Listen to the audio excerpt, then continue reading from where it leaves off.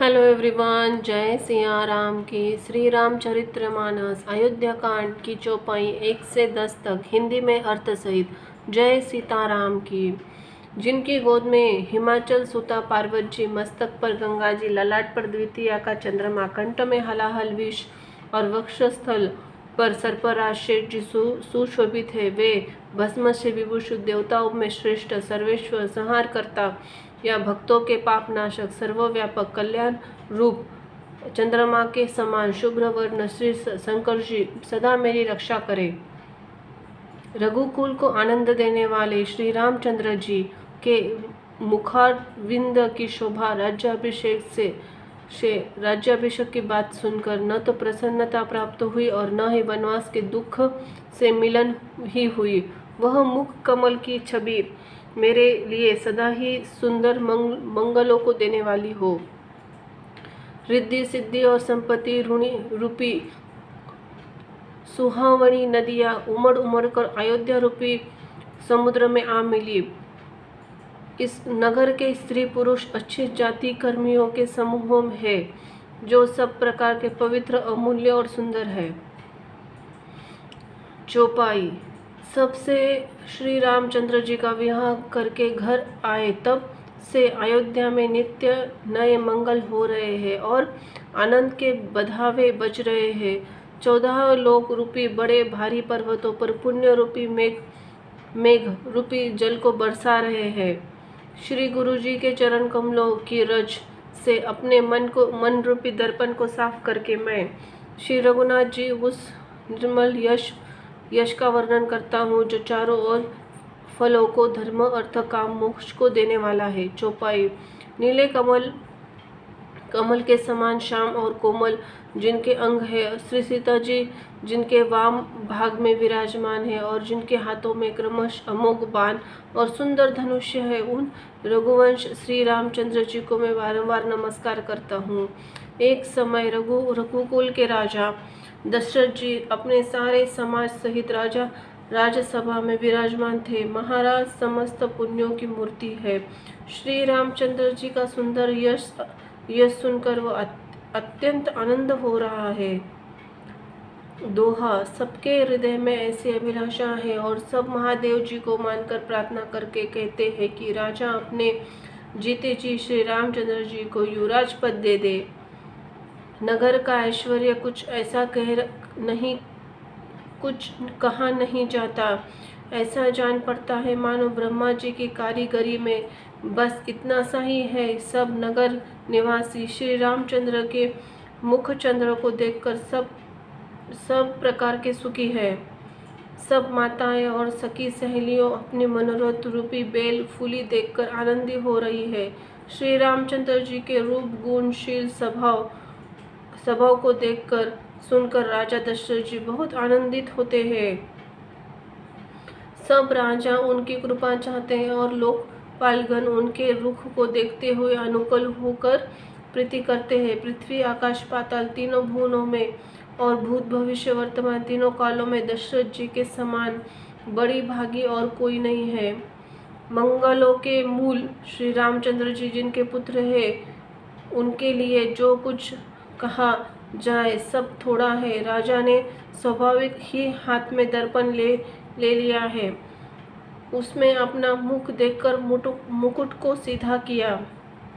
देखा कि कानों के पास बाल सफेद हो गए हैं, मानो बुढ़ापा ऐसा उपदेश कर रहा है कि हे राजन, श्री रामचंद्र जी को युवराज पद देकर अपने जीवन और जन्म का लाभ क्यों नहीं लेते। हृदय में यह विचार लाकर युवराज पद देने का निश्चय कर राजा ने दशरथ जी ने शुभ दिन और सुंदर समय पाकर प्रेम पुलकित से शरीर आनंदमग्न मन से उसे गुरु वशिष्ठ को जा सुनाया। जो लोग गुरु के चरणों की रज को मस्तक पर धारण करते हैं, मानो वो समस्त ऐश्वर्य अपने वश में कर लेते हैं। इसका अनुभव मेरे समान दूसरा किसी को नहीं है। आपकी पवित्र चरण रज की पूजा करके मैंने सब कुछ पा लिया। अब मेरे मन में एक अभिलाषा है, हे नाथ, वह आप भी अनुग्रही से मेरी पूरी होगी। राजा का सहज प्रेम देखकर मुनि ने प्रसन्न होकर कहा, नरेश, आज्ञा दीजिए, कहिए क्या अभिलाषा है। हे राजन, आपका नाम और यश संपूर्ण मनचाही वस्तुओं को देने वाला है। हे राजाओं के मुकुटमणि, आपके मन की अभिलाषा फल का अनुगमन करती है, अर्थात आपके इच्छा करने पहले ही फल उत्पन्न हो जाता है। आपने जी में गुरु जी को सब प्रकार के प्रसन्न जानकर हर्षित होकर राजा कोमल वाणी से बोले कि हे नाथ, श्री रामचंद्र जी, युवराज कीजिए, कृपा करके कहिए, आज्ञा दीजिए तो तैयारी हो जाए। मेरे जीते जी यह आनंद उत्सव हो जाए, सब लोग अपने नेत्रों से लाभ प्राप्त करे। प्रभु, आपके प्रसाद शिव जी ने तो सब कुछ निभा दिया, सब इच्छाएं पूरे कर दी, केवल यही एक मन में लालसा रह गई है।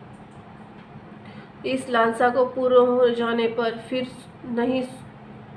फिर सोच नहीं, शरीर रहे या चला जाए, इससे मुझे पछतावा नहीं हो। दशरथ जी और मंगल का आनंद के मूल सुंदर वचन सुनकर मुनि मन में बहुत प्रसन्न हुए। वशिष्ठ जी ने कहा, हे राजन, सुनिए, जिससे विमुख होकर लोग पछताते हैं और जिनके भजन बिना जी जलन नहीं जाती, वही स्वामी त्रिलोक महेश्वर श्री राम जी आपके पुत्र हुए हैं, जो पवित्र मन में अनुरागी है। श्री राम जी पवित्र प्रेम पीछे पीछे चलने वाले हैं, इसी तो प्रेमवश आपके पुत्र है। हे राजन, अब देर न कीजिए, शीघ्र ही सब सामान सजाइए। शुभ दिन, शुभ सुंदर मंगल तभी है जब श्री रामचंद्र जी युवराज हो जाए, अर्थात उनका अभिषेक के लिए सभी दिन शुभ और मंगलमय है।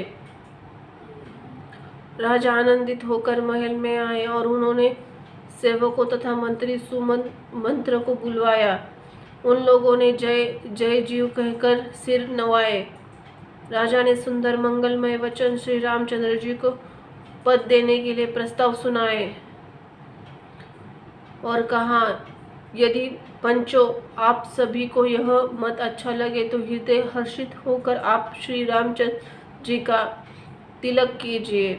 इस प्रिय वाणी को सुनते ही मंत्री ऐसे आनंदित हुए मानो उनके सारे मनोरथ रूपी पौधे पर पानी पड़ गया हो। मंत्री हाथ जोड़कर विनती करते हैं, हे जगतपति, आप करोड़ों वर्ष जिए, आपके जगत भर का मंगल करने वाला भला काम सोचा है। हे नाथ, शीघ्रता कीजिए, देर न लगाइए। मंत्रों की वाणी सुनकर राजा को आनंदित हुआ मानो बढ़ती हुई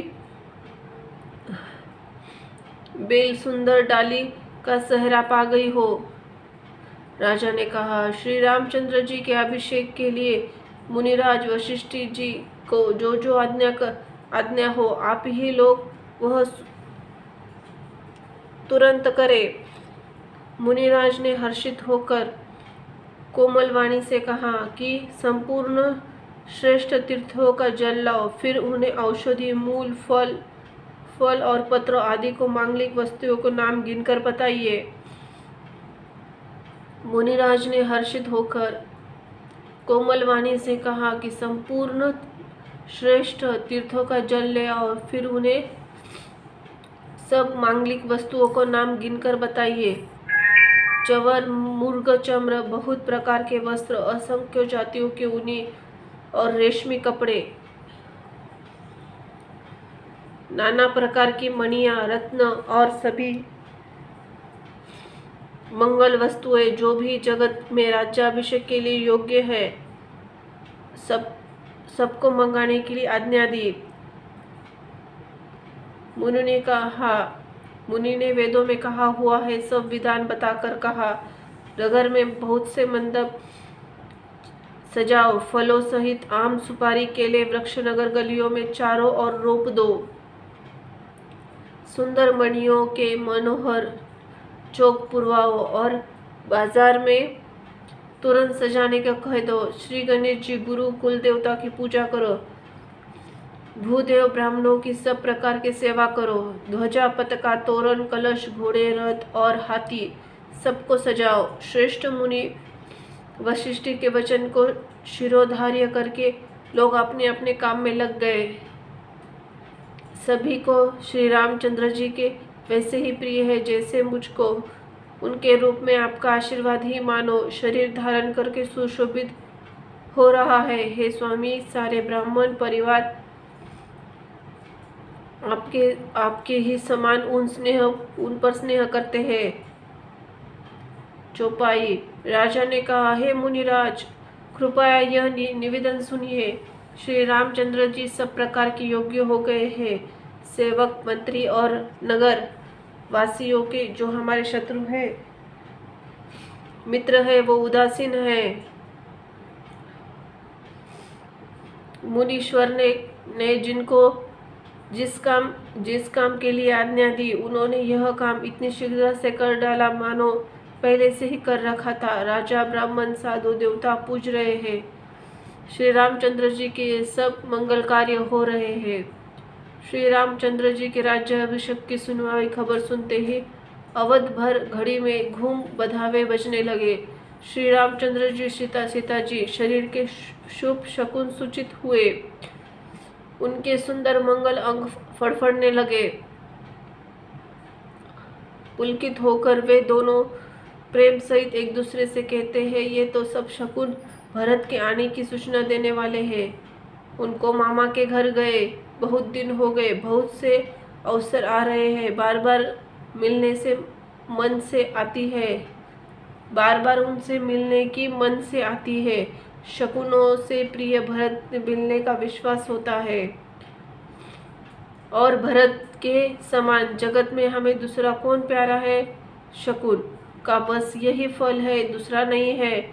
श्री रामचंद्र जी को अपने भाई भरत का रात दिन ऐसा सोच रहा था जैसा कछुए का हृदय में अंडों में रहता है, जैसा कछुए का हृदय अंडों में रहता है।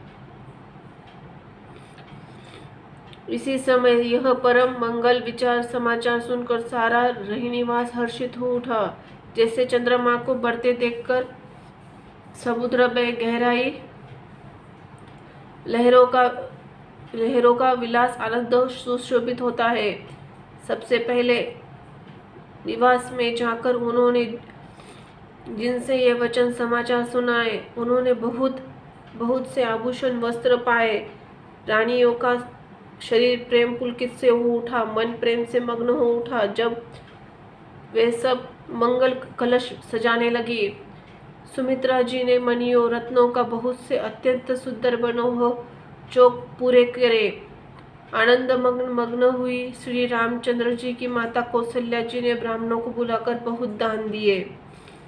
उन्होंने ग्राम देवियों, देवताओं और नागों की पूजा की, फिर बलि को भेंट करने के कहा, अर्थात कार्य सिद्धि होने पर पूजा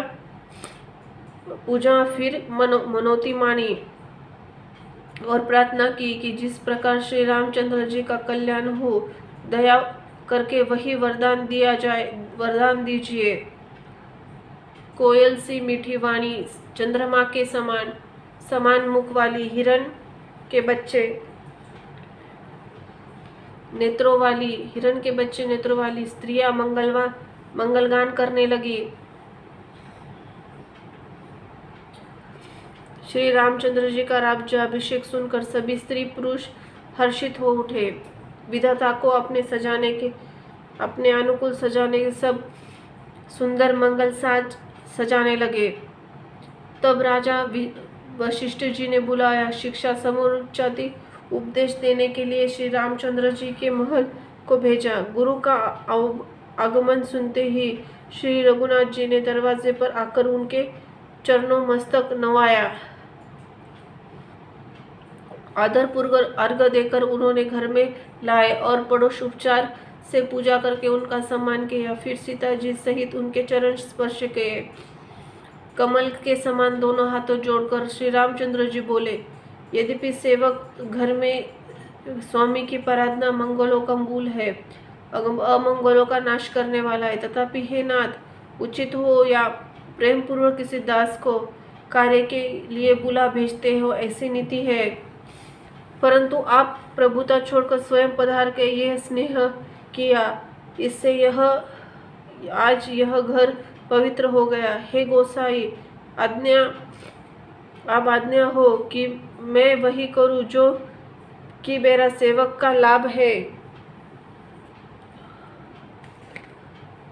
श्री रामचंद्र जी के यह प्रेम वचन सुने हुए वचनों को सुनकर श्री मुनि वशिष्ठ जी ने रघुनाथ जी की प्रशंसा करते हुए कहा, हे राम, भला ऐसा क्यों न कहे, आप सूर्यवंशी के भूषण जो हुए। श्री रामचंद्र जी के गुणशील स्वभाव बखान कर मुनिराज प्रेम से पुलकित होकर, हे श्री रामचंद्र जी, राजा दशरथ जी राज्य अभिषेक की तैयारी की है, वे आपको युवराज पद देना चाहते हैं। इसलिए राम जी, आज आप उपवास, हवन आदि विधि पूर्वक कीजिए, संयम से कीजिए, जिससे विधाता कुशल पूर्वक आपको निभा दे, सफल कर दे। गुरु जी शिक्षा देकर श्री रामचंद्र जी दशरथ जी के पास चले गए। श्री रामचंद्र जी के हृदय में यह सुनकर इस बात का खेद हुआ, हम सब भाई एक साथ जन्मे, खाना सोना, लड़कपन, खेलकूद, कान छेदन, यज्ञोपवीत, विवाह आदि उत्सव साथ साथ हुए। इस निर्मल वंश में ही यह अनुचित बात हो रही है। सब भाइयों को छोड़कर राजाभिषेक बड़े का ही, मेरा ही होता है। तुलसीदास कहते हैं, प्रभु श्री रामचंद्र जी का यह सुंदर प्रेम पूर्वक पछतावा भक्तों के लिए मन की कुटिलता को हरण करे। उसी समय प्रेम और आनंद में मग्न लक्ष्मण जी आए। रघुबल रूपी कुमत के खिलाने वाले चंद्रमा श्री रामचंद्र जी का प्रिय वचन कहकर उनका सम्मान किया। बहुत के बाजे बज रहे थे। नगर के अतिशय आनंद वर्णन नहीं हो सकता। सब लोग भरत जी का आगमन मना रहे थे और कह रहे हैं कि वे शीघ्र आवे, राज्याभिषेक उत्सव देकर नेत्रों का फल प्राप्त करे। बाजार, रस्ते, गली, चबूतरों, जहाँ वहाँ स्त्री पुरुष आपस में यही कहते, कल वह शुभ लग्न कितने समय है जब विधाता हमें हमारी अभिलाषा पूर्ण करे, जब सीता जी सहित श्री रामचंद्र जी सुवर्ण सिंहासन पर विराजेंगे और हमारा मन चिता होगा, मनोकामना पूरी होगी। इधर तो सब यही कह रहे हैं कि कब होगा, उधर कुचक्री देवता विघ्न मना रहे हैं। उन्हीं देवताओं का अवैध के बधावे नहीं सुनाते, जैसे चोर की चांदनी रात नहीं भाती। सरस्वती जी को बुलवाकर देवता विनय कर रहे हैं, उन्हें बार बार उनके पैरों को पकड़कर उन पर गिर पड़ते हैं। जय हो सिया राम जी की, जय हो लक्ष्मण महाराज की, जय हो तुलसीदास जी की। धन्यवाद।